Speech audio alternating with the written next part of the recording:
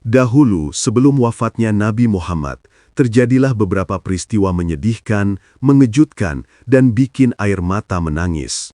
Nabi Muhammad merupakan nabi akhir zaman yang sudah dijanjikan surga oleh Allah. Kendati demikian, Nabi Muhammad tidak ingin meninggalkan kesalahan-kesalahan kepada sesama manusia, terutama umatnya sebelum wafat. Menjelang wafatnya, Nabi Muhammad meminta Bilal bin Rabah untuk mengumpulkan kaum muslimin di masjid. Atas perintah Nabi Muhammad itu, kaum muslimin di Madinah lalu berbondong-bondong pergi ke Masjid Nabawi. Nabi Muhammad kemudian naik ke mimbar dan berkhutbah di hadapan kaum muslimin. Tidak terasa, getaran hati tersentuh hingga tangisan air mata keluar dari kaum muslimin ketika Nabi Muhammad berbicara. Nabi Muhammad lantas bersabda, "Wahai kaum muslimin, demi Allah dan demi hakku atas kalian, barang siapa yang pernah aku zolimi tanpa sepengetahuanku, berdirilah dan balaslah kesalimanku itu." Setelah Nabi bersabda demikian, tidak ada satupun di antara kaum muslimin yang mau mengaku dan berdiri. Nabi Muhammad lantas kembali mengulangi ucapannya sebanyak 3 kali. Setelah Nabi Muhammad mengulang pertanyaan itu sebanyak 3 kali, barulah muncul seorang pria berdiri. Pria itu bernama Ukasyah bin Nisan. Ukasyah lantas berjalan hingga berhadapan dengan Nabi Muhammad. Ukasyah lantas berkata, "Demi ayah dan ibuku, andai engkau tidak mengucapkan kalimat itu sampai 3 kali, pasti aku tidak akan maju." Ukasyah lalu mengaku bahwa dirinya termasuk salah satu yang dikatakan Nabi Muhammad. Ia lantas mengaku bahwa perutnya pernah terkena pecut Nabi Muhammad.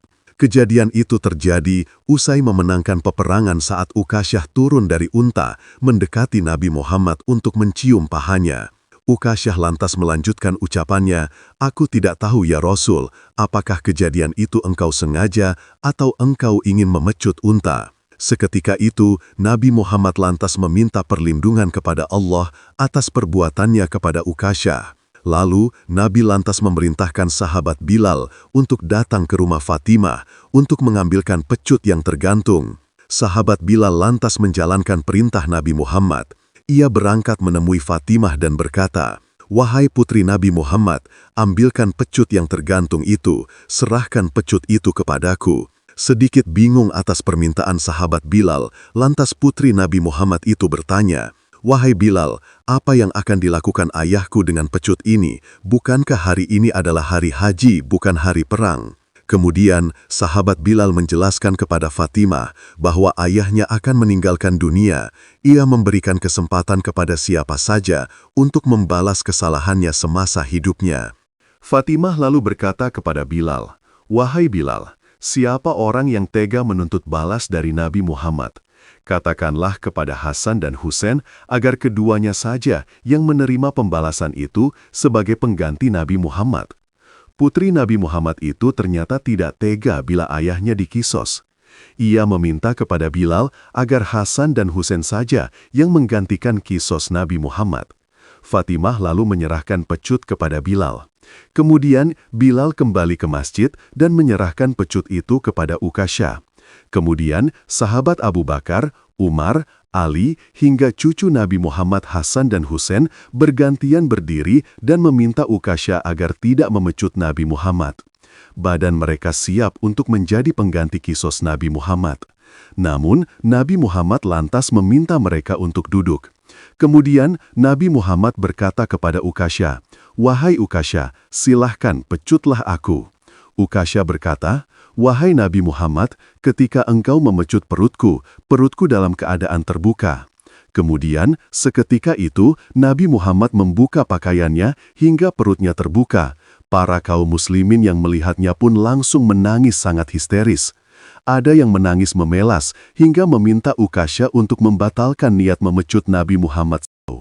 Namun, ketika Ukasyah melihat perut Nabi Muhammad, ia bukannya memecut, melainkan langsung memeluk ratubuh mulia Nabi Muhammad.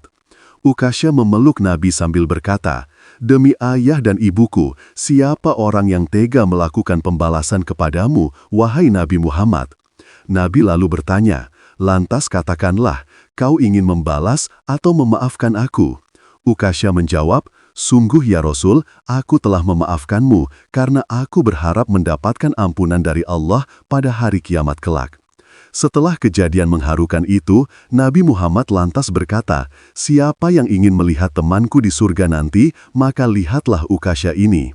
Kemudian, kaum muslimin yang berada di Masjid Nabawi itu langsung mengerumuni Ukasha dan mencium keningnya. Ukasha disebut beruntung lantaran bisa menjadi ahli surga dan bisa berdampingan dengan Nabi Muhammad di surga kelak. Ya Allah, semoga kita semua mendapatkan syafaat Nabi Muhammad di akhirat kelak. Amin.